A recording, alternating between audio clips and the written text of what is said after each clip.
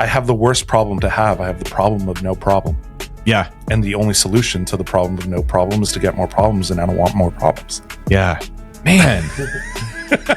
Because I was working overnight room service, I had sort of like unfeathered access to like everything. So I'd go hang out with the front desk guys. I'd go hang out with valet. I'd go hang out with the chef, whatever the case may be. And then every morning, like at around 4 o'clock in the morning, the head CPA would come in. And being interested in sort of like real estate and all that, I would start asking her questions about like the job and the accounting. And one of the main things that she would say is, yeah, no hotel ever makes money.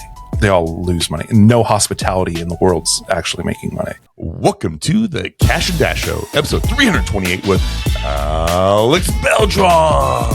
Nice work. This is the opening the Beltran black box episode. So Ted and I have known you for a little bit now. You've done a lot of work behind the scenes with us on the podcast, YouTube production, getting our photography. Basically helping us get our crap together. Yeah. We've talked a little bit, several meetings, but we haven't really peeled back the onion here. But the onion slowly gets peeled every time. It's like, oh, Alex owns this. Alex owns this. Alex is doing this. But never prior to did he ever talk about his real estate ventures. You would never know. I know he's a Swiss Army knife here in the real estate, the Omaha RIA community. So we really need to go back to the beginning so we can really understand them, though. All right. Well, why don't you lead us off? What's the origin story here? Yeah, I mean, you're in Omaha, you were living in Beverly Hills, but where are you really from? I'm from California. Okay, and from Beverly Hills originally? No. I'm about an hour north of Los Angeles, the Mojave Desert, Lancaster, Palmdale. And how long were you there? My entire life. Okay. Yeah. And then, but you had family in the Midwest here? No. See, this is this is where we this need is where to know. It's pretty interesting. So, okay, I grew up in Southern California, typical California kid, surfing, snowboarding, jumping the fence over in Ventura to get into Warped Tour and Mosh Pit and all that stuff, having police chase us around. And so in that regards, pretty normal California life. And from there, man, long pause. Yeah. Well, first, but pause. while you're thinking, so Palmdale area, did you ever run into Afro Man when you were there? Absolutely. You did? Are you serious? That was like our anthem, Afro motherfucker. Palmdale, come back to the whole thing. Everybody loved it. Our national symbol in Lancaster Palmdale was the pot leaf bomber. Oh, yeah, and the pot leaf. Yeah, Palmdale High School was a whole thing. I went to Lancaster High School, which was sort of on the other side, so I wasn't too familiar with the area that he was talking. I was familiar in the sense that my dad was a real estate agent as well, and he would sometimes take me out to like different parts of town and whatever the case may be. But overall, it's a military community, and out there you have Lockheed Martin, you have Skunk Works, you have very top secret projects and all that stuff. And oddly enough, with the neighbors, sometimes we would get people from like the FBI or whatever the case may be. They'd come in and be like, "Hey, this so-and-so is your neighbor. Do you know them?" Basically verifying that, oh, does this person in fact live here? But are they, when you guys speak, what do you guys talk about? It's like, I don't know, the weather or whatever, because they can't talk about what they do at work or whatever the case may be, especially like the Skunk Work guys. Everybody knew that. What is Skunk Works? I've heard. I don't know what they do. Skunk Works is like the most advanced aeronautic division of Lockheed Martin. So whatever the most top secret projects are, that's what they're doing. When the SR-71 was like a big major thing when nobody knew about it, they were the ones that were pretty much in control. Okay, I'm assuming they didn't have a marketing team back then. Skunk Works is probably not the name I would choose for that government contract. That's where the government sent all the UFOs to get examined. Supposedly, I mean, there's a lot of speculation with all that, but overall, it's more, it was just the most advanced projects, the stealth. That's pretty much what they worked on. My grandfather was also part of the Air Force, and the reason why my family kind of ended up near Edwards Air Force Base was because of my grandfather. Okay. Retiring ultimately. Did you feel any pressure, either directly or indirectly, to go into the military? Yes. So that was actually going to be my thing. I wanted to be an Air Force pilot. I was trying to go that route, but at the time, if you had glasses, you were ruled out. You couldn't have corrective surgery to mitigate or any the eye situation. You had to have perfect 20/20 vision. So as soon as that happened, I was like, all right, well then screw that. Well, you couldn't be Maverick. Could you be Goose? Could you be a navigator? Man. No, I wanted to be co-pilot or whatever they call them. No, I wanted to be C-130 pilot.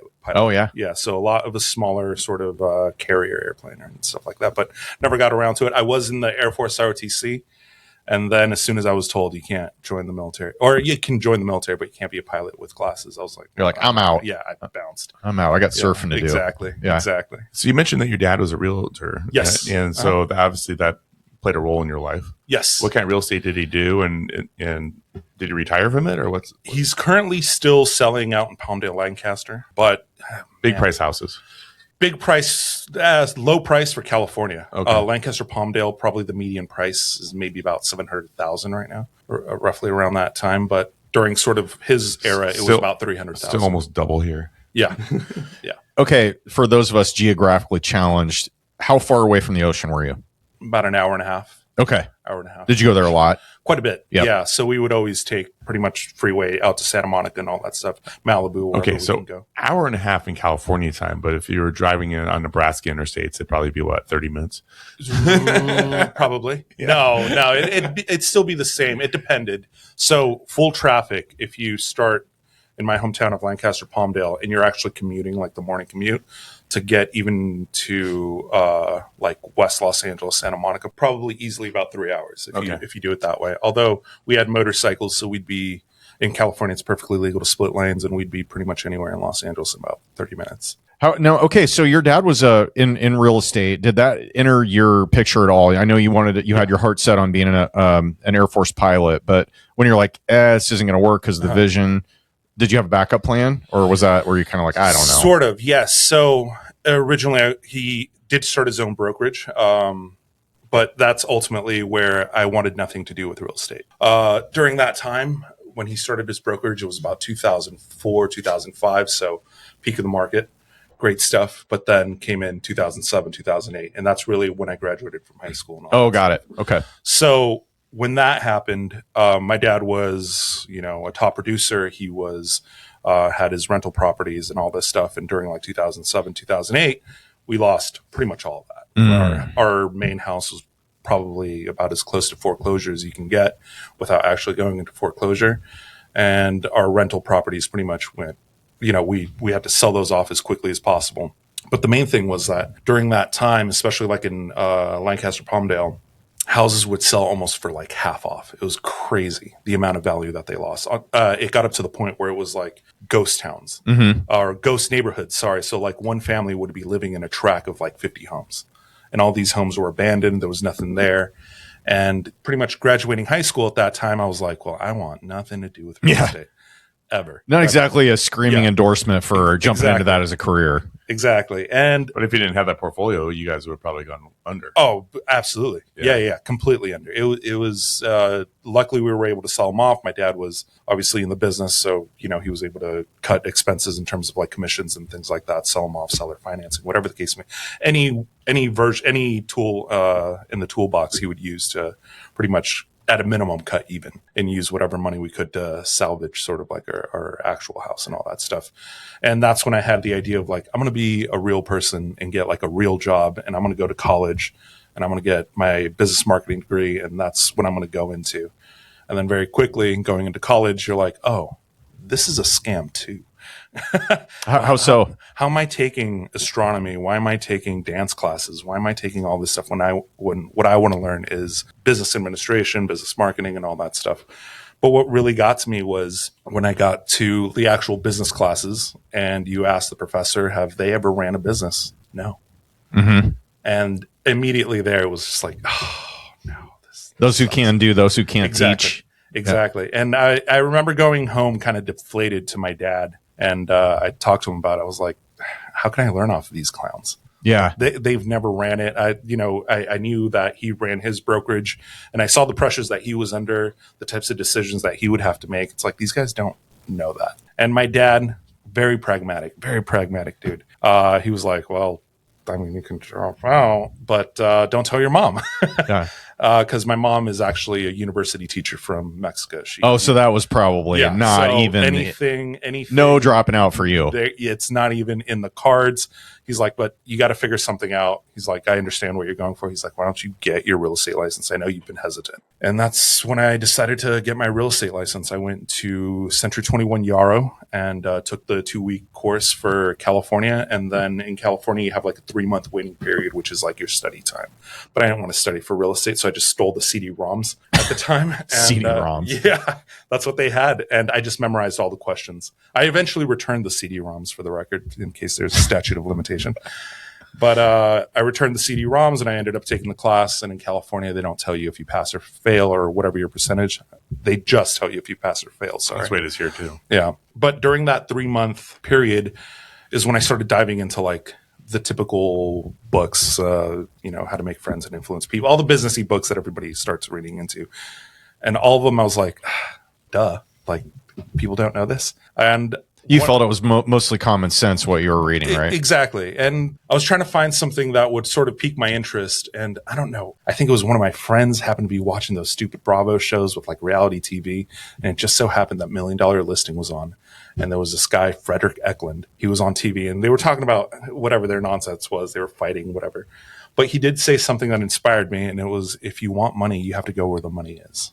Something along those lines. And I thought to myself, I'm an hour north of Beverly Hills. I can either stick with my dad and sell $300,000 homes, up to $500,000 homes, which at the time, amazing.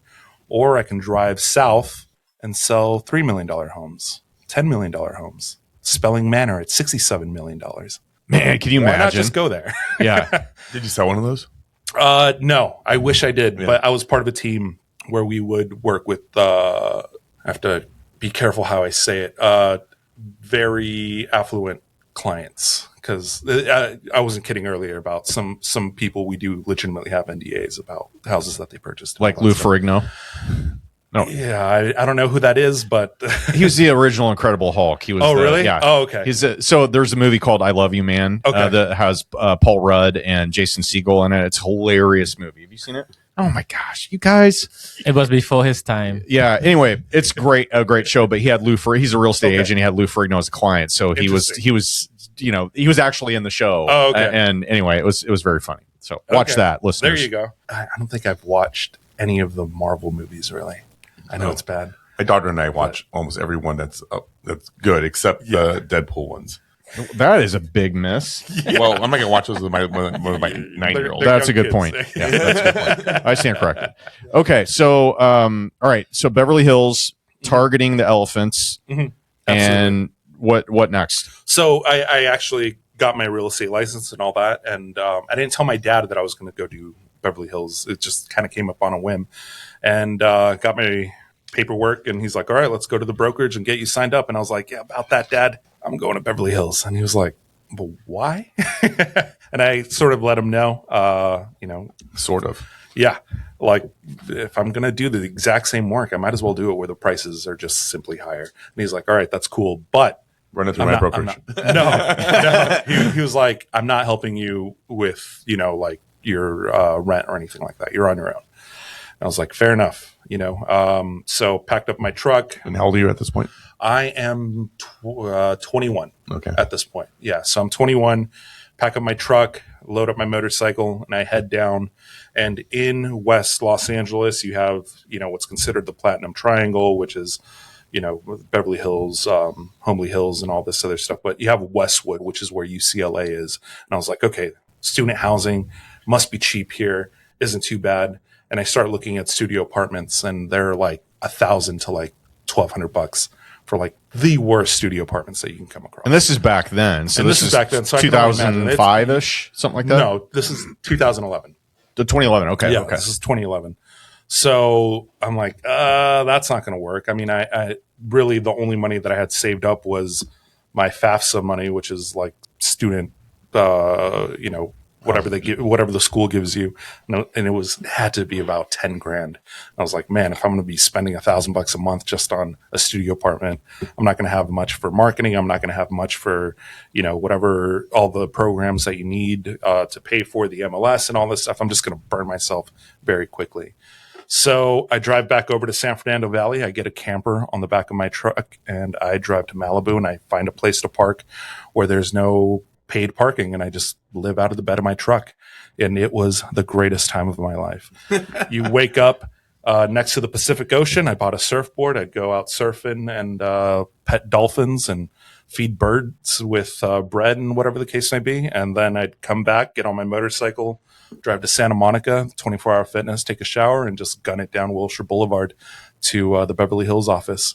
And that's what I would do for probably about the first year and a half of being a real estate agent. So you could just leave your camper truck parked there permanently. Yeah, at that time, in that location, I was a little bit further north of Palisades, but south of Malibu. I was kind of in a little bit of an in-between area.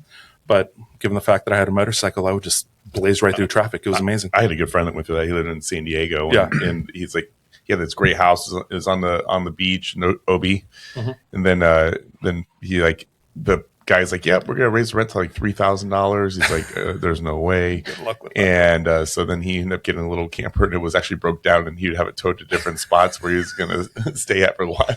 Yeah. It was the best. So did you like, I have so many questions about this. Yeah. How did you get mail?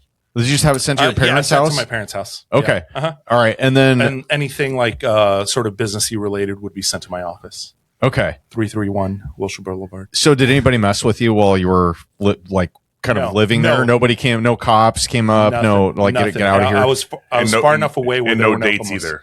Well, here's the thing. We'll go to your house again. Here's the thing. Being a real estate agent, you have access to any luxury home in the MLS. So actually, dates were great. She's like, yeah, this is my crib. It's no way. That is a good move. That's a good move. Yeah. Wow. Not too many second dates, though, I would imagine. No, you disappear into the night. So overall, either way, during that time, I'm still struggling in terms of because of the price points. You're not selling 20, 30 houses in a given year. And it's so competitive, I imagine, absolutely. Right? So I ended up getting an overnight job at a high-end hotel, Mr. C's Beverly Hills. It's no longer around. I think they went out of business in 2022 because of COVID. But I did overnight room service there, and that was sort of the next big door that opened my eyes to real estate as a whole. How so?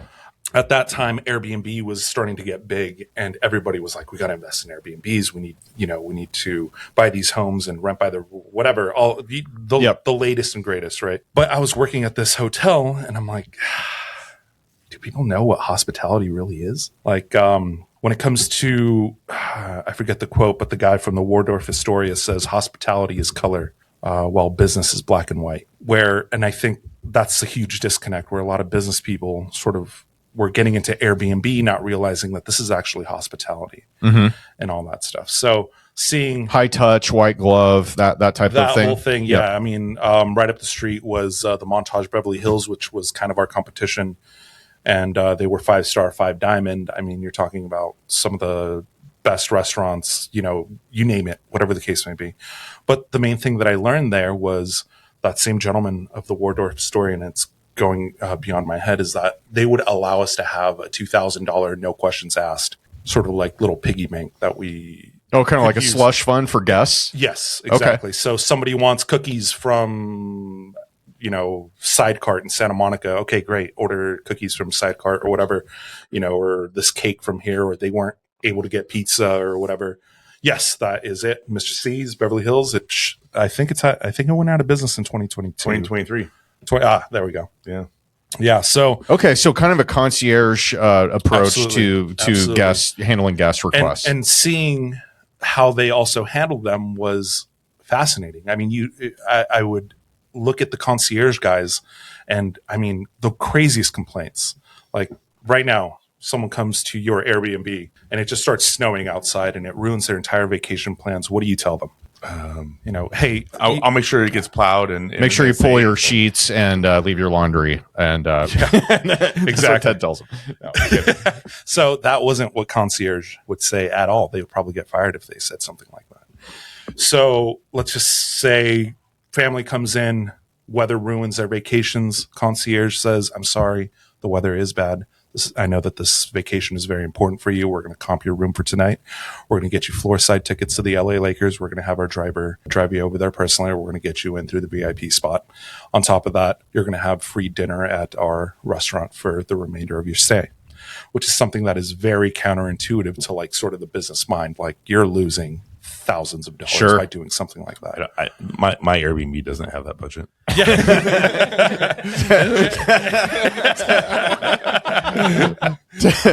Ted's like, best I can do is a sparkling water. Yeah. That's all. If there is a bad weather though situation, I have comped out and said, hey, you know what? Let me know when you're going back. I won't charge the fees. Yeah.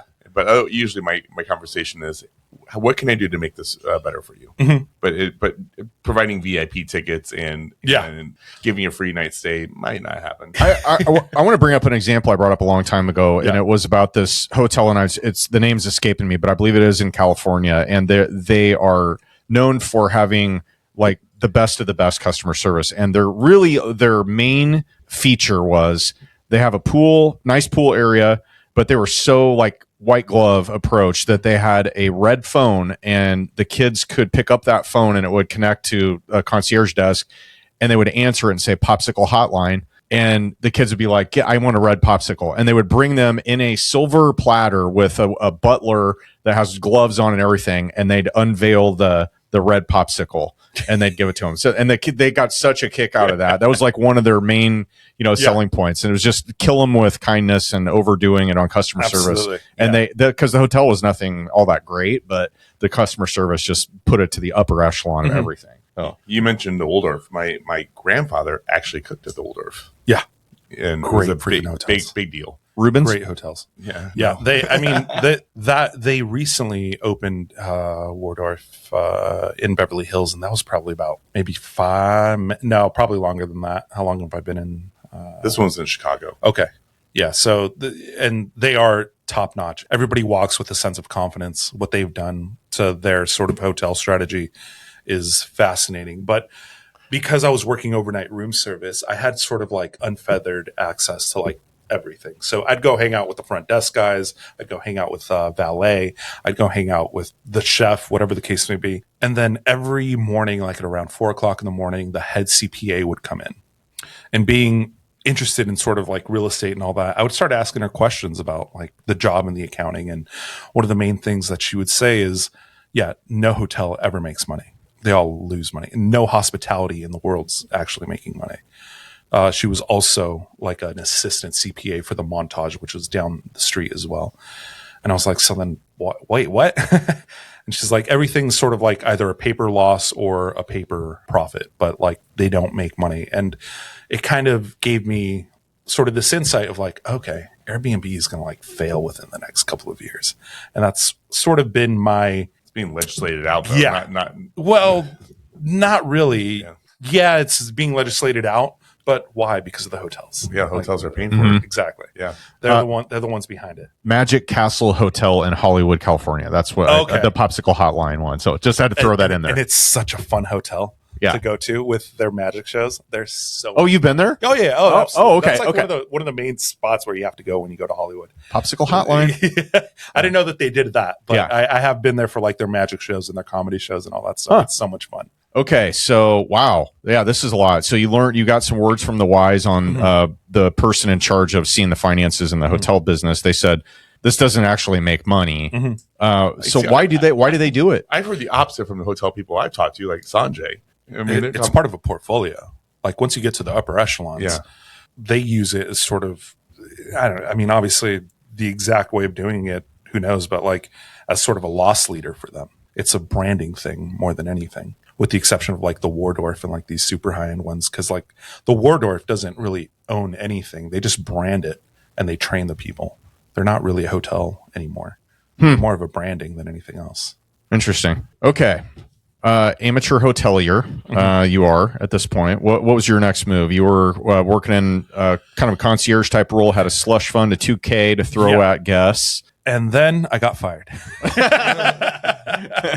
I fell asleep because I was working real estate during the day, and at night I would be the overnight room service guy. And just one day I just couldn't Couldn't get it going. Couldn't get it going. I fell asleep, and next thing I know, it's 8:00 in the morning, and my shift ended officially at 6:30 in the morning. Oops. So, it just sucked.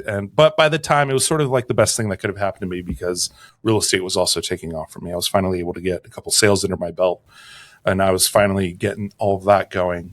And in around 24, 25, I'm stable enough. So, obviously take care of like my expenses and everything. And I'm starting to invest in real estate at that point. But you met your wife already by then?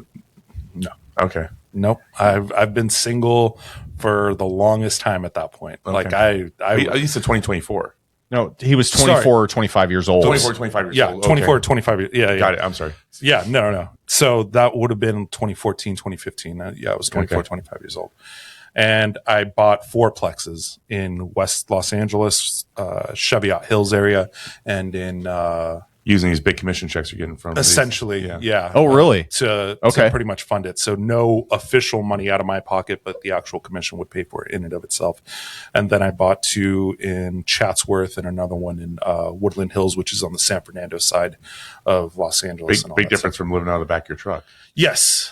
So, but these were investments at that time. Yeah, I had already gotten a baller apartment and all that stuff. I was living like in Westwood, very close to the college, because that's where all the hot chicks were. Was your dad impressed When when you started selling those high-end houses? he was, but also like he was like, I sell like 40, 50 homes in a year.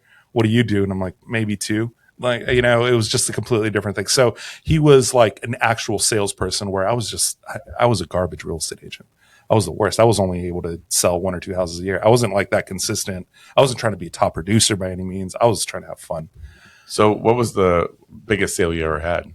It was to a person who made, what type of pen is this? The ballpoint of all these pens, and it was at $7 million. $7 million. But it was through a team. So I wasn't like the direct real estate agent. Because that would be almost a $300,000 commission check. Roughly. Yeah. Well, 10 million would be 300,000. Okay. Yeah. That's weird.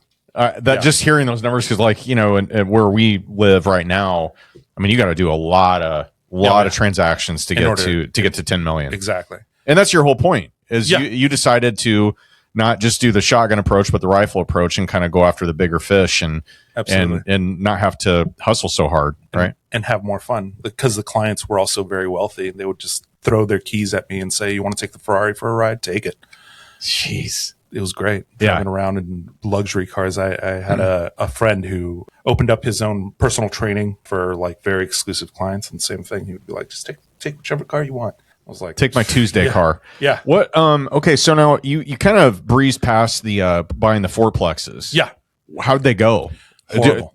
Okay, that's I was wondering that, because like you hear nightmares now from people that are trying to operate rental properties in California, and it's not easy. Yeah. So at the time, I thought it was the shit. I was like, now I'm balling. I broke the curse of 2007, 2008. Look at me. I have properties now. And so one of them actually had a tenant already in it, but they were paying like $300 a month because they had rent control.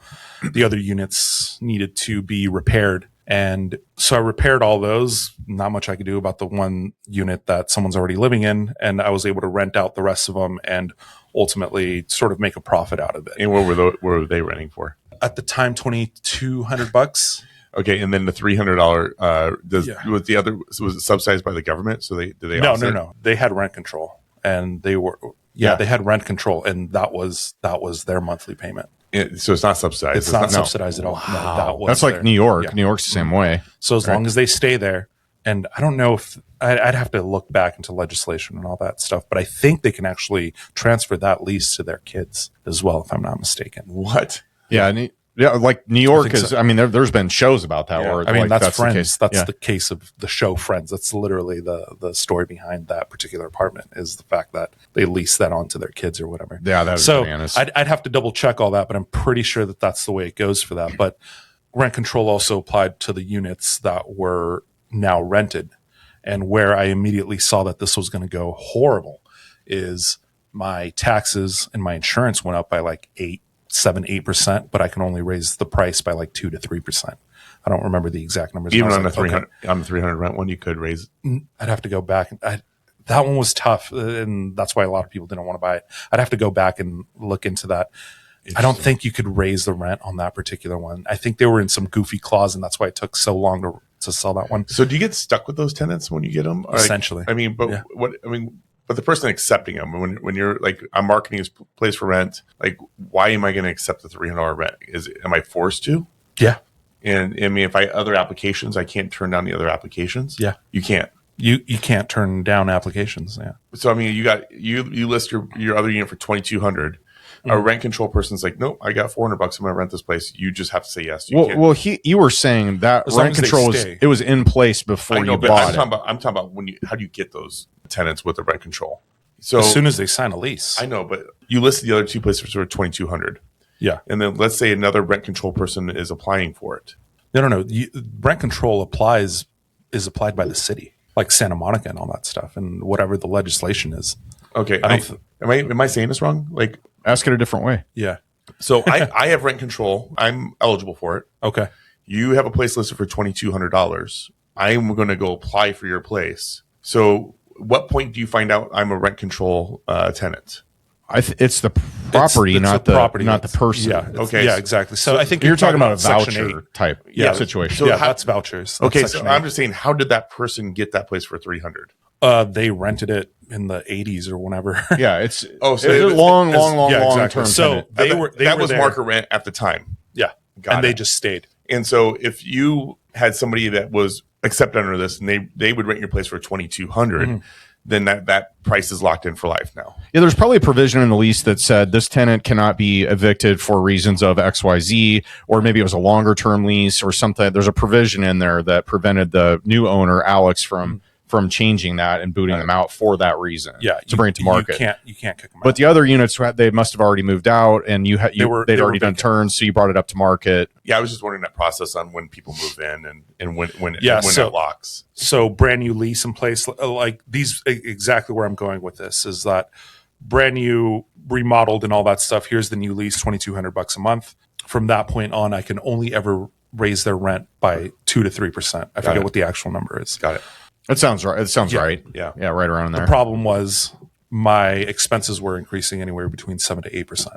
Or 10%, depending on. And immediately, as soon as I saw those numbers, I was like, I gotta let this go. So I basically kind of turned them into a little bit more of like fix and flips with tenants in the unit. Kind of slow flip. In a sense, I mean, that's the way I marketed it to everybody that I knew, because I wasn't going to tell them, my prices increased by 7%, but I can only increase by 3%. So I was like, let them figure it out. More than anything. I mean, I was still transparent about the numbers and everything, but I just saw the writing on the wall long term, and I was like, okay, there's no way I can keep this going with negative cash flow at a certain point if these expenses keep going up at this rate. Yeah. Okay, so back to that real quick on that tenant that was there for $300. I'm assuming you have rental inspections by the city, right? Yes. Okay, so you have to keep that unit up to a certain level, also, right? Yes.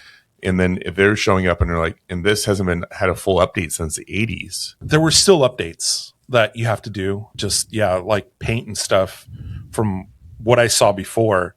To begin with, they don't have to allow you inside other than like necessary repairs and all that stuff. And it's probably mostly safety stuff. I mean, they're not saying, hey, well, you have outdated tile. You got to update this, right? And so it isn't anything like that. So it's only like you said, safety things and all that stuff. So, I mean, they technically don't have to let you inside for any reason once they become sort of. Okay, I'm talking about the cost of those updates and renovations got to do, which obviously are going to be like 2 years of your rent, probably even more. Yeah.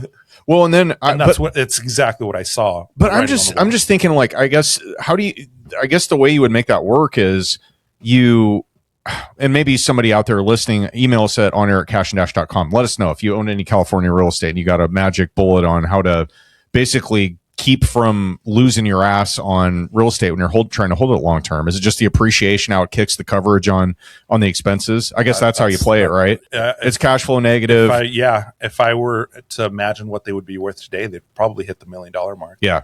Easily. But I was thinking, like, okay, so 2 to 3, still under 4. Let's say it's a 2% rent increase is all you can do. So your rent roll is going to be, on a 4 unit like that, you got, call it $8,000. just for round numbers, let's pretend the 3% wasn't there, or the $300 wasn't there. So $8,000, you can increase it by 2% a year. So your rent roll goes up to, what is that, $1,600? No, that's not right. $160? Math, help me. Anyway, so you can increase that, but meanwhile, you said your property taxes go up, your insurance goes up, and it's going up 7 to 9% or whatever that is. But is the 7 to 9% of that insurance and taxes number bigger or smaller than the rent roll that you're talking about the 2% on? You know what I mean? Like, does the 2% of the bigger number outkick the 7 to 9% of the smaller number? I guess is where I'm going with that, if that makes sense. I mean, I was still cash flowing, which is why I was able to sell them so easily, but I don't quite understand. Okay. Well, we've got we're very ambiguous here.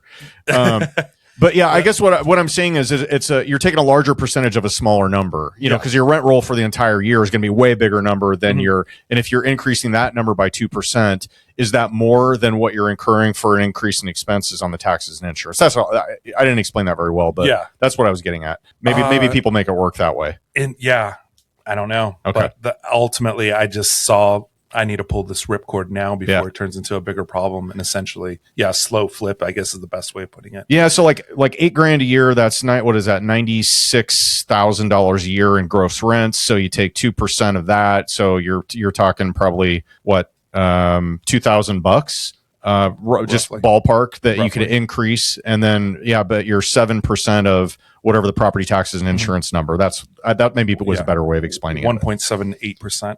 Okay. Was taxes, and then they would go up, obviously, based off of the assessed value. And all okay. Sorry for fumbling around on that, listeners here, but let's move on from that. So you discovered that this is leaking oil, and you probably need to bail. Absolutely. And did you unwind all of them at once? Did you slow roll it? Yeah. Okay. So I went on ahead, got rid of it, and I was like, it reminded me of 2007, 2008. I was like, well, not going to do that again. I'll stay away from real estate in terms of rentals and all that stuff. And usually whenever I fail at something, because I did fail, I go on like long trips. And this is sort of like the impetus of what would be like the production company and all that stuff, where I start just blasting out emails to any hotel, because I figured out working in a hotel who to talk to, who the marketing guys were. And we started doing like the whole production thing. And then from there, I would do production, meaning you would do video what? Production, video production? Video production, photography, and all that stuff. So marketing for clients that are hoteliers. Exactly. Just the raw video and photography, and then they can take care of where they want to place those ads or whatever the case might be. Okay. And at the time, I was still selling 1 or 2 a year, so I had plenty of time on my hands. I mean, we would, let's say Los Angeles is about 2.5, almost 3 hours away, and we would, anytime I would sell anything, let's go party in Vegas and all that stuff. I mean, we were pretty much there every weekend. Wow. Blowing money, doing dumb stuff. I mean, it was the worst. And then whenever we would get on our motorcycles, it turned into how fast can we get there? Yeah. Without the police pulling us over. So, I had plenty of time. And that's sort of like my downfall on a lot of that stuff, is that I failed. I felt I failed a lot worse than what I really did. I mean, I still had my finances in place and all that stuff, but there you go. I take long trips. I start doing the production stuff. We start doing all these things for, at any hotel. We would just blast out emails. Yeah, that pretty much lived on the road about 200 days out of the year.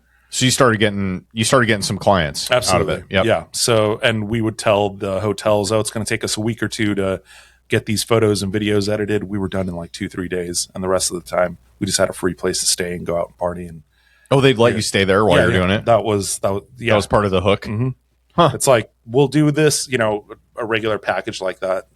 Any like sort of bigger production companies or marketers at the time would probably charge a minimum of like $10,000. And if we go in there and it's like, well, give us a 2 weeks free stay and $2,000, we'll do it. To them, it was a no brainer. I mean, how much does it cost to, give us a hotel room for 2 weeks? Yeah. Wow. All right. It's a rounding error at best. So you're kind of a nomad a little bit and going around traveling. So you hit the road. Did your car break down or motorcycle break down in Nebraska, and that's how you ended up here? No. This was on purpose? This was on purpose. So when it comes to Nebraska, really I have to rewind a little bit because of that failure. And I'm a coward. I run away and I start traveling, and I travel for an extended period of time. Like where?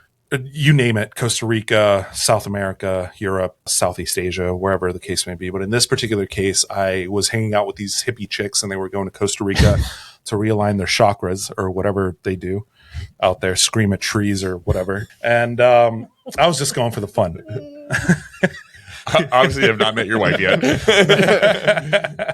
So go out there, they're doing their thing and yoga poses and all that. And I was just more so hanging out than anything else. But they had this poem called The Tail End. And the tail end talks about putting everything into like, what's a good way of putting it? Bringing it down into numbers, essentially.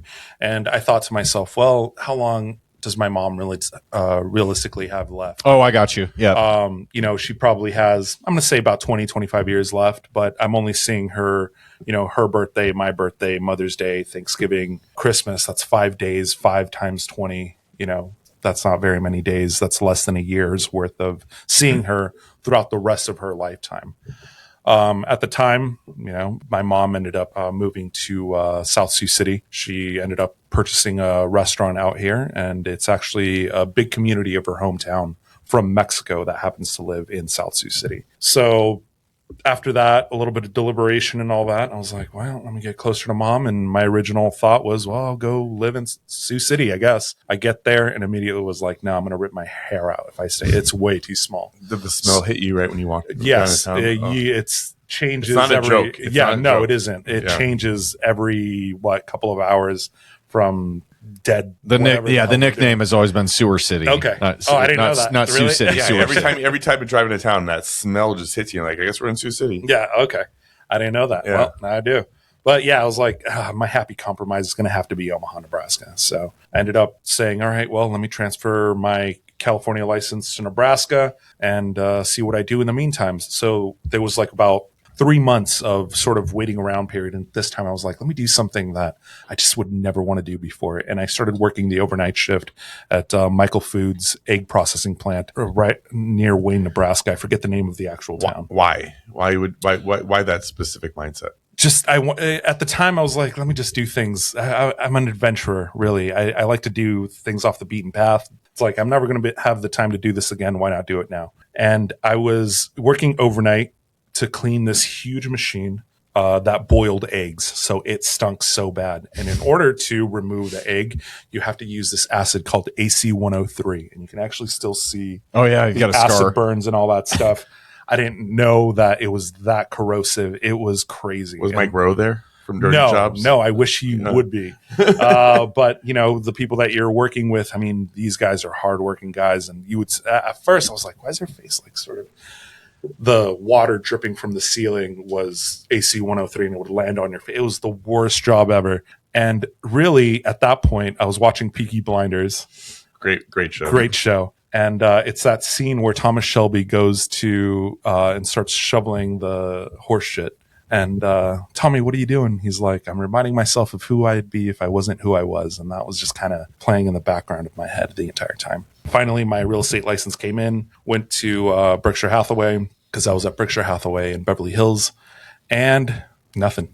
Like I didn't have the energy in me to be a real estate agent, just the showing people houses. And what really got to me is that like I was just too pragmatic with a lot of things. At the time, someone, I don't like this entire house because this wall isn't the color that I want it to be. And it's like, well, paint it. And it was like I just kicked their dog or something, like with just a normal response. And I was over it. So yes, I still had my real estate license, but I wasn't focused on real estate at all. I didn't know what I wanted to do. And for a good... And this is what, 2021? Roughly. No. This is 2018. Okay. Yeah, so 2018. And at that time, I started seeing that houses here are like $40,000, and I was like, jackpot, I can clean up. I have leftover California money. I'm going to be able to get these houses, fix them up. And then I started looking at them, and they're all dogs. I was like, no way. I started looking at the dates that they were built, 1800s, 1900s. And I was like, dude, they built the Titanic, and the Titanic sank, and these houses were being built. Like I've never heard anybody say that. All of our good materials exploded over Europe because of World War I and World War II. They're not putting any good material into these houses. So until recently, my newest home I ever touched was 1900. That's I don't know how you guys do that, like fixing and flipping that era of houses here. I immediately thought to myself, like, well, this isn't it.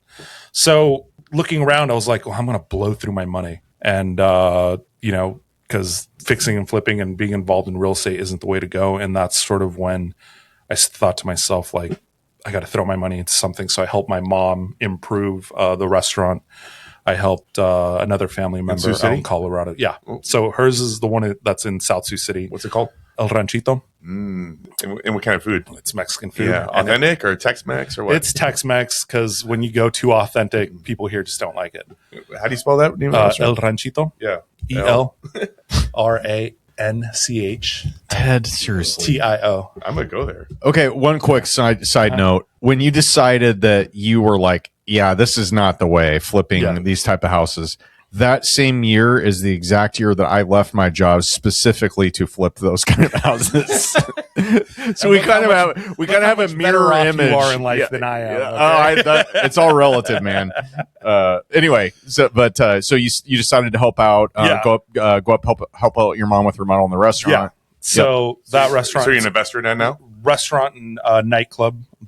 We throw events all the time there. How often are you going up there? I go there roughly every other week. Oh, wow. And it also depends on the events. There's some events where they need all hands on deck, so I help with whatever the case may be. If I need to run ice or whatever, if I need to help with bartending, I'll help with bartending. Wash out egg containers with acid. Or whatever. Yeah, exactly. Whatever it takes. So there's that restaurant. And then I ended up with another family member investing in a restaurant in Glenwood Springs, Colorado, which is north of Aspen, about 45 minutes. And that is also a Mexican restaurant, but that's like a little bit more of like a QSR-ish, but still sort of QSR? Quick service restaurant. Oh, okay. Oh, it's more like a Qdoba or Chipotle, something like that. Kind of, but like De Leon's you still, yeah, exactly, across the street. Okay. Something kind of like that, but a little more upscale as well, because it is an area where very affluent people absolutely go. I mean, you have Aspen, which is right around the corner from there.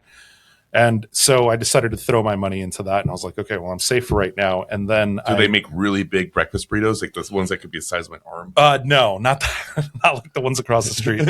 No, it's actually really good food. So the food in the Glenwood Springs restaurant, amazing. Like I love the food there. The food at El Ranchito, it's just sort of average. I mean, it's still good and all that stuff. They still use high quality products and all that. It's just the one in Glenwood Springs. You can tell that a lot more people go there for like the actual dining experience and all that stuff. Restaurateur, investor of restaurants, and videographer, photographer, gypsy, yes. Retired egg processing plant washer. Yes. With the scars to show it. Realtor in California. Okay. Professional partier, sounds like. Yes. At the time. Yeah, at the time. I did that for a little bit.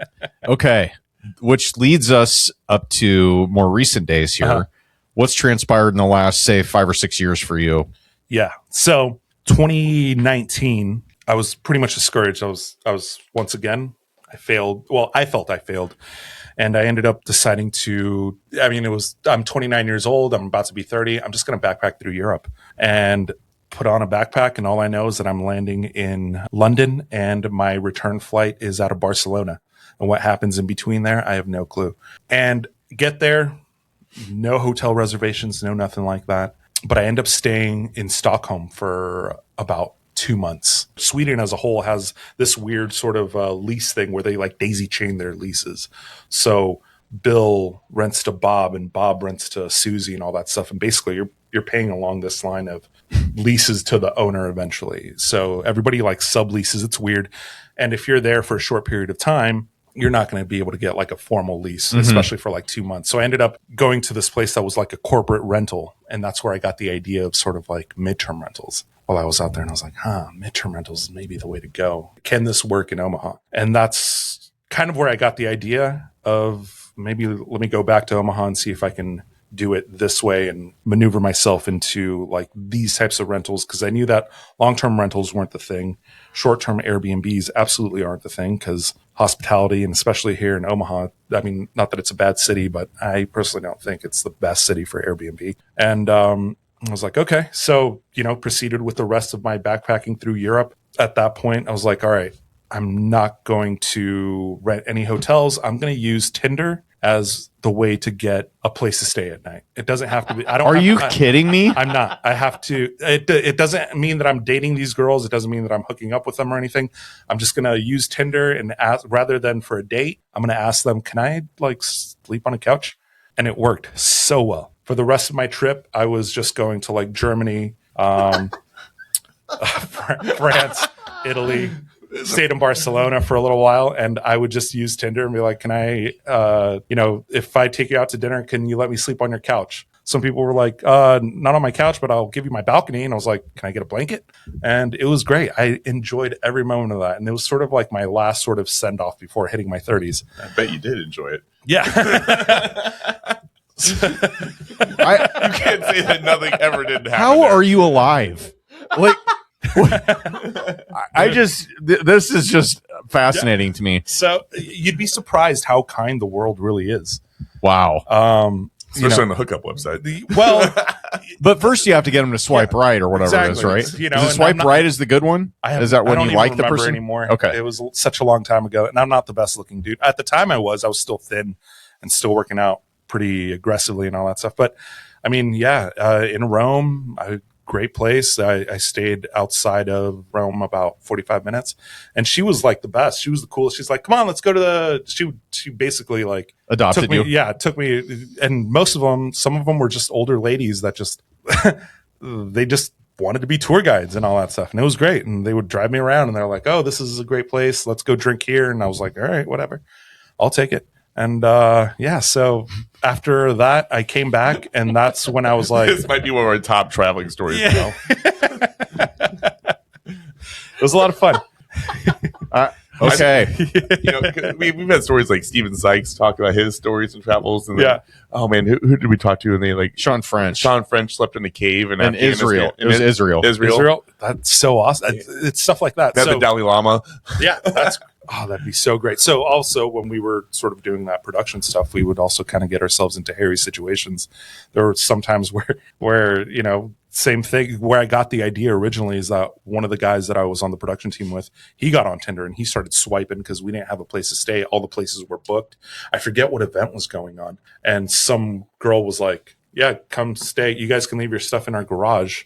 And you guys, you're a group of 5 guys. I don't know how she allowed us to stay, but yeah, we were a group of 5 dudes, and she allowed us to stay in her garage, and at least our equipment was safe there, and that's where we crashed out. And that's sort of the idea that led to my backpacking through Europe only using. Didn't I could have this wrong, but didn't Airbnb originally start with a couch surfing? It was a couch surfing app. Exactly the same thing. It's still available, right? I think there is couchsurf.com or something like that, or somewhere along those lines. But yeah, the concept is exactly the same.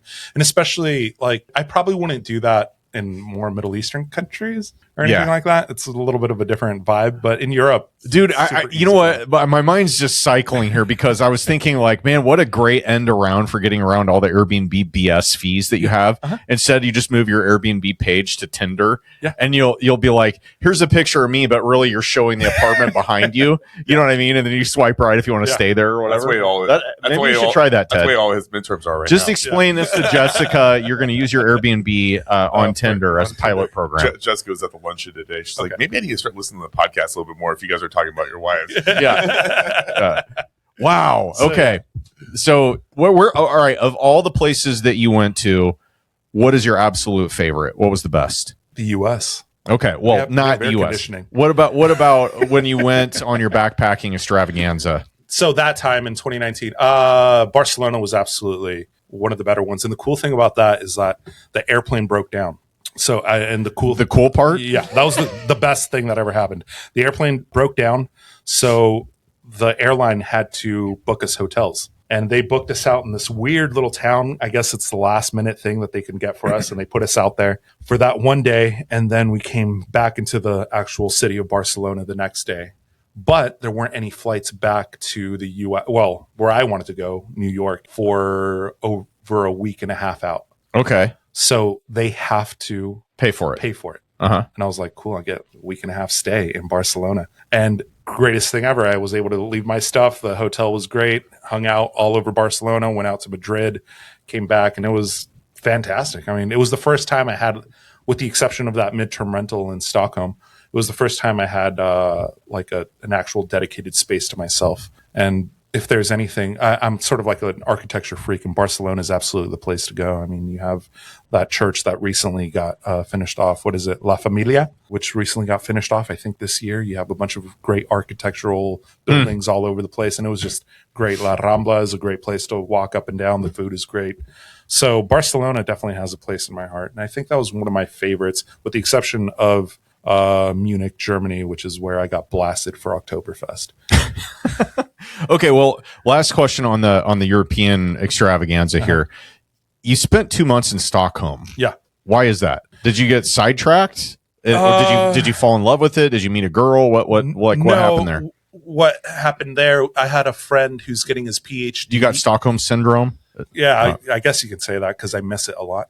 But no, I had a friend who's getting his PhD in Lund University, which is actually in the south of Sweden, next to Malmo. And he was like, dude, you should check out Stockholm. Because at the time, I was also thinking to myself, I'm just going to move. I'm going to be a nomad all over again. This is going to be great.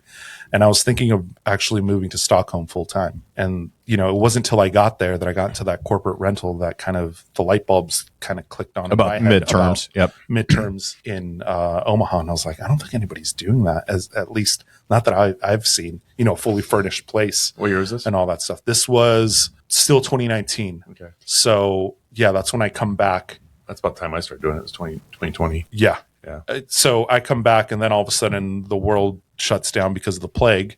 And this is like the best time ever for me. So the first couple months sucked because I was doing nothing but drinking and, just kind of losing my mind with all that stuff. But I was seeing that California was way more shut down, because I was also debating, maybe I should go back to California. I was all over the place. I mean, at this point, I just didn't care. I was kind of honestly lost with everything that I was doing. And I was like, all right, let me buckle down and actually start diving into these sort of midterm rentals. And that's when I started looking at houses that would work, and whatever the case may be, and how much it would cost to furnish all these houses. And I was like, okay, well, roughly about $10,000 ish per house and all that, depending on square footage. And I think this would work. At the time, like, Furnished Finder was also starting to become sort of a little bit more of a household. It still isn't.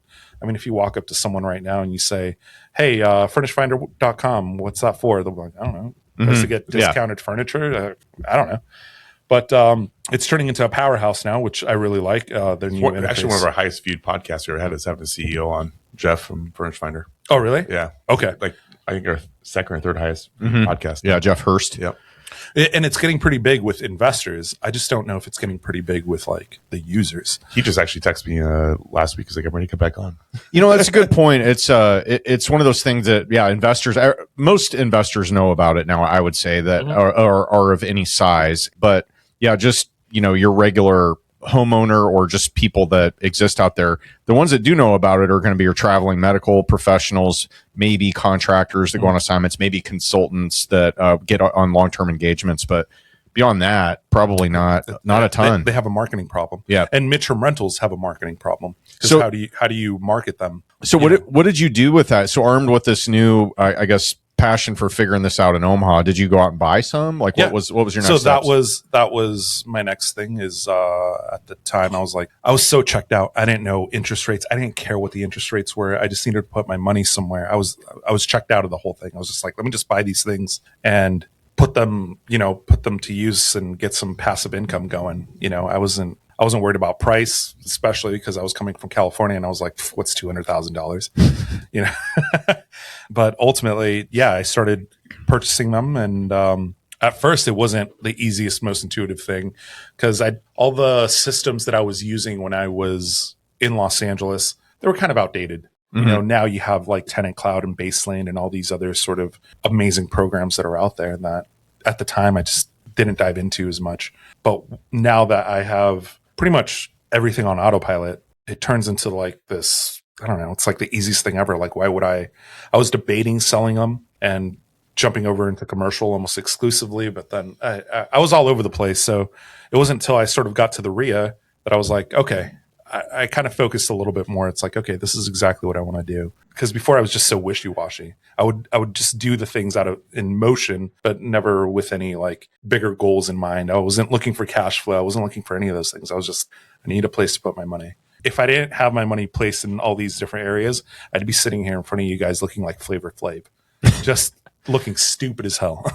Okay, are the restaurants that you're involved in like where do you get most of your income from? If you don't if you don't mind asking. No, so passively through the restaurants. Okay, that's probably the majority of it. Right now, I'm gonna focus a lot more on commercial real estate and obviously getting back into like that whole commission grind and all that stuff. And apart from that, just wherever I can help. I have my savings. I have dividends that pay me out. I mean, I have the worst problem to have. I have the problem of no problem. Yeah. And the only solution to the problem of no problem is to get more problems, and I don't want more problems. Yeah. Man. And that's where I fell into this weird situation of like, okay, so I did well. I had money left over, and what do I do now? That's sort of been what's been circling in my head as to like, all right, what's the bigger picture and what I have to deal with, which is why, I'm willing to help for no money, like with this program or whatever the case may be. I'm willing to take these sort of wild swings at things because I think that there could be something greater on the back end of any of the things that I'm working on right now. Doesn't this sound like just an awesome life? It's an incredible story.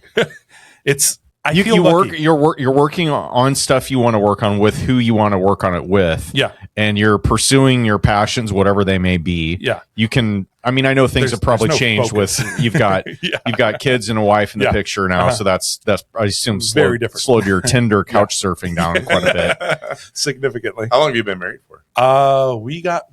We were together since like 2020-ish, towards the end of 2020-ish. And we got married in 2023. From Omaha? No, we got married. So her family's very private, and we got married in a county where marriage certificates are also very private and not open to public record. Interesting. Yeah. So okay. I can ask where you guys met? Yeah, Tinder. Okay, you didn't even have Tinder. All things for all people. Yeah, exactly. So, did you tell her your couch surfing story? Oh yeah, she knows about it. By the way, you see all these Tinder credits. Yeah, exactly. I swear that was just couch surfing. Yeah, and it's really what it was. I know it sounds only because of the actual app being what it is, but the majority of them, they just wanted someone to talk to, and they would allow me a place to crash. It wasn't anything. I know there's so many people I know that met off Tinder. My brother's engaged to a woman he met on Tinder. Yeah. So there you go. It works. I got nothing. Yeah. I think the first site that came out back when I was still single was called amihotornot.com. That was it. And you upload your picture and then people would vote on it. I never did because I already know. Yeah. Right. But I had a buddy of mine that did it because he's a good looking firefighter and he got all kinds of activity off of that. And I was his wingman. So I think Match.com was just coming out. Oh yeah, getting off the ground. Christian Mingle and all those. I think I was already. Now there's like Farmer Mingle and like probably Trinidadian Mingle. I don't know. I think MySpace was the first dating website as far as I'm concerned. Dating? Yeah. You'd know if someone was single or in a relationship just by their little status box. I got into MySpace so late that it was basically on its way out already. Yeah. I was like, oh, this is so cool. I can see all my friends and whatever. And then it's like now, error 404, site not found or whatever. Yeah. Like after that, I was like, oh man, we definitely jumped on that right when it came out because we used it to promote the nightlife. Interesting. All right, Alex, this has been a fun ride, man, and learned a lot today about you that we didn't know. What's next for you? You've got, it sounds like you got one on the way. Yes. And you've got you have one at home. I have one that's already about to be 3 and one coming in September. Okay. Do you still find yourself with some wanderlust that you're not able to travel and scratch the itch? No, we travel. Oh, you do? Oh, yeah. Oh, so you bring family in tow? And we were out in Zurich last year. We were traveling. We took my kid to the Disneyland in Paris. Then we went to Germany. Traveling's not going to stop. Okay. It's kind of one of the main things that we enjoy doing. And it's kind of the reason why I do the Ironman triathlon is to give myself a reason to travel to all these different places. Huh. Are you going to be doing an Ironman or a triathlon anytime soon? I did the Omaha one, and I DNF'd. You did? Yeah, I DNF'd. It was great. What's the hardest part of the Ironman for you? The nutrition. Okay. What about the actual event though? Yeah, like the nutrition. The nutrition. Yeah, absolutely. Yeah, if you're not chugging down salt and water and all that stuff, you're going to get massive cramps. Okay. If you're not fueling correctly, it's pretty brutal. So I did the full Ironman in Thun, Switzerland, and I got to mile 86 on the bike, and I just couldn't do it. You're going up the Swiss Alps. My legs were jelly by the end of that. So that was a lot of fun. I did that in 22 and 23. 24, I didn't do it because that's when my kid was born. 25, I did Des Moines, and then 26, I did the Omaha one, which I DNF'd. Cool. So it's a lot of The fun. Omaha one was just too tough. Yeah, you know what? It surprisingly was. So immediately once you leave, what is that? Lake Cunningham, right? Yeah. Rolling hills, crazy, brutal rolling hills. And I'd already gotten a cramp while swimming, which I rarely suffer from cramps. But ended up DNFing at mile 22.8 or something like that, which all my other bike rides I've over the 40-mile mark or whatever. But this one, I just couldn't do it. Couldn't get past the all right. What do you see as, maybe in the next 5 years? What do you see yourself doing or getting involved in, trying to accomplish? You got any things that you're excited about? Yeah, I'm going to take the commercial route seriously for the next 5 years. Okay. And Commercial real estate. Commercial real estate, absolutely. Only because as an investment or as a realtor? As a realtor and as an investment as well. I'd love to roll my commissions into as many deals as humanly possible. But ultimately, take it seriously for these next couple of years and see where that goes. For a little while, I was just so jaded on real estate as a whole, but sort of commercial real estate recently, because you're dealing a lot more with numbers and just making things make sense on paper, just seemed so natural to me. It's like, okay, this is great. I'm no longer, you kind of take the emotion out of it. And all that stemmed from the fact that one of my midterm rentals had industrial electricians that rented the entire house, and it was the company that rented it, not the individuals. And they bring in their electricians and they have them kind of roving within there and all that stuff. And I was like, oh, this is so much easier dealing directly with businesses. They pay on time. At one point, I had every one of my midterm Airbnbs all rented by electrical companies. Yeah, it's great because all the data centers being built here. Yep. And it's like it went from nurses to electricians. Yeah, there's 0 nurses out there right now. Yeah, they're just not showing up. Okay, so I do have this is kind of a random question, but I thought this might be a fun one that we could include on some of our episodes here. But you're a guinea pig. If I was to open your phone right now and get into your social media accounts, what's your algorithm feeding you? Switzerland. Really? Yeah. Okay, so you're all in on that? Yeah. Oh yeah. Look, check this out. Okay. Well, you don't have to show me. I believe I'm you. going to show you because this is the greatest thing ever. I fought hard for this algorithm. I fought really hard for this algorithm. Here we go. Boom. As soon as you do it, look at that. Nothing but the Swiss flag. Oh, wow. Yeah. Okay. So are you going to go back and spend time? I do want to get my third citizenship there. Oh, what's number 2? Mexico. So, okay. because my parents are Mexican, automatically get a second citizenship. Okay. And you can launder money over there too. So that helps. I wouldn't want to do that. No. All right. Well, Ted, what else? I know you had, I think, one more question. No, it's just anything that our listeners can do to support you or anything you're looking for in your business right now? Well, now that I'm focused on commercial real estate, if anybody is looking to buy, sell, lease commercial real estate, I'd love to help you out, or even businesses. That's along the lines of what I want to focus on right now. I have a friend that is getting ready to fly out here from California, and we want to start a family office as well.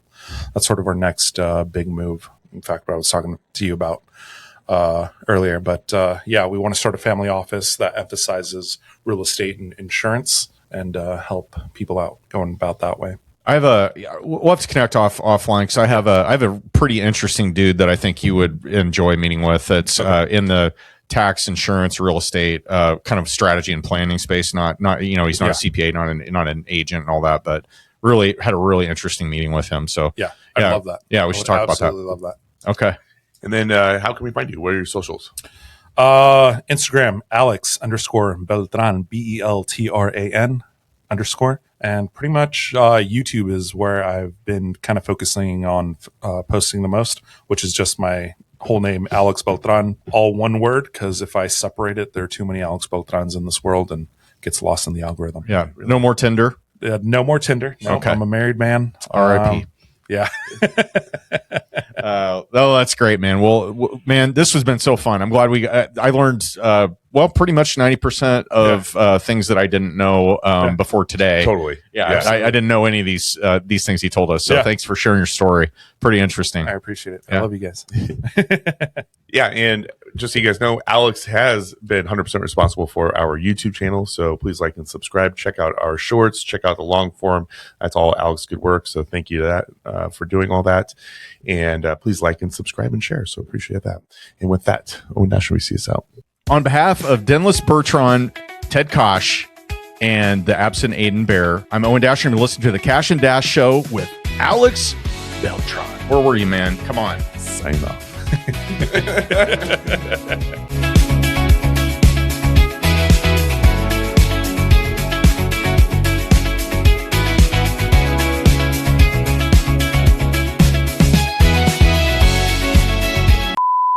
Dennis Bertrand, Alex Beltran.